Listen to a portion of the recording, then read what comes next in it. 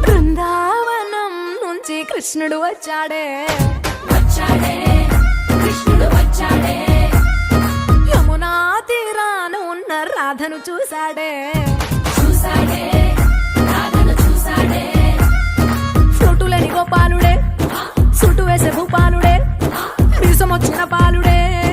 మాట వెంట పడిపోవుడే